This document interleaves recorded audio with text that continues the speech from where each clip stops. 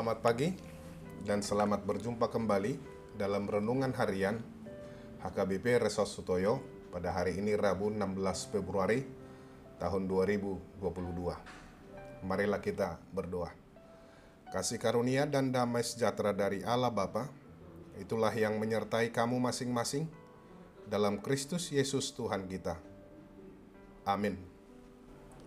Firman Tuhan pada hari ini tertulis dalam Kitab Nabi Yesaya pasal 48 ayat 21. Demikian bunyinya. Mereka tidak menderita haus ketika ia memimpin mereka melalui tempat-tempat yang tandus. Ia mengeluarkan air dari gunung batu bagi mereka. Ia membelah gunung batu, maka memancarlah air. Jadi dang mauas nasida diaka halongonan. Ujui tinogihon nai nasida. Mabaor do aek sia dolok batu di nasida di baheni bana. Jala di bolahon batui gabe mabaor aek sian bagasan. Demikian firman Tuhan. Bapak Ibu saudara-saudari yang terkasih dalam Kristus Yesus, setiap manusia harus belajar untuk memahami jalan hidupnya. Memahami tentang apa yang terjadi dalam hidup, termasuk segala yang menopang dan yang mendukung hidupnya. Tentu kita mengakui banyak hal yang menopang hidup kita, termasuk memahami tentang pergumulan iman kita.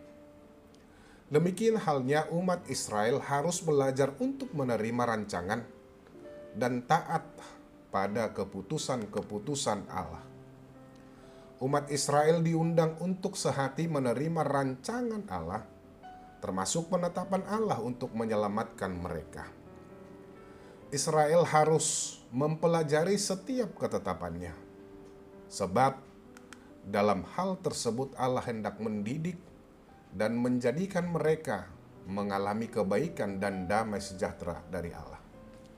Walaupun terkadang mengalami kepahitan, tetapi bangsa Israel harus belajar menerima rencana Allah dan taat terhadap keputusan-keputusannya. Seluruh umat Israel diundang untuk sehati menerima Raja Kores sebagai alat Tuhan yang ditetapkannya demi menyelamatkan Israel. Tujuan akhir keputusan Allah adalah mendidik dan membuat mereka mengalami kebaikan dan damai sejahtera dari Allah. Ada jaminan yang diberikan tentang pekerjaan besar yang hendak dilakukan Allah terhadap umat Israel, yaitu keselamatan mereka dari pembuangan. Orang-orang yang dirancangnya untuk dibawa pulang kepadanya akan diperhatikannya. Secara nyata hidup umat Allah sering digambarkan dengan kehidupan padang gurun yang gersang dan hidup keras. Tetapi Allah senantiasa memelihara umatnya dengan caranya sendiri, agar mereka tidak kekurangan tentang hal-hal yang diperlukan mereka. Karena itulah hendaknya memberitakan dengan sorak-sorai, karena Allah telah menuntun mereka secara sempurna. Kini, umat Allah tidak hidup dalam kehidupan di padang gurun secara harafiah, namun sering merasakan hidup seperti di padang gurun melalui setiap peristiwa hidup. Terkadang menjalaninya dengan begitu keras dan menyakitkan. Terkadang peristiwa itu bukan karena pilihan atau perbuatan kita. Ketika penyakit menyerang tubuh kita sepertinya terlempar di padang gurun. Akan tetapi maksud dari pengalaman ini adalah untuk mengingatkan kita bahwa kita sepenuhnya harus bergantung kepada Allah yang menopang hidup kita.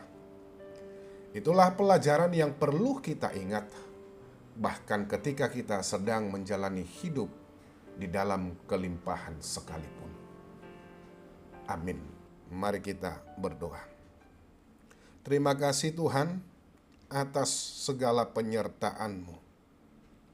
Ajarlah kami untuk senantiasa memahami segala jalan-jalan dan rancangan Tuhan dalam hidup kami, agar kami senantiasa memahaminya dan mengerti bahwa Engkaulah satu-satunya sumber damai sejahtera dan keselamatan bagi hidup kami. Amin. Bapak, Ibu, saudara-saudari yang terkasih dalam Kristus Yesus, selamat pagi, selamat beraktivitas, salam sehat. Tetap jaga kesehatan dengan senantiasa memakai masker, rajin mencuci tangan dengan sabun, dan menjaga jarak dengan orang lain dengan menghindari kerumunan. Percayalah, Tuhan akan memulihkan kita. Horas.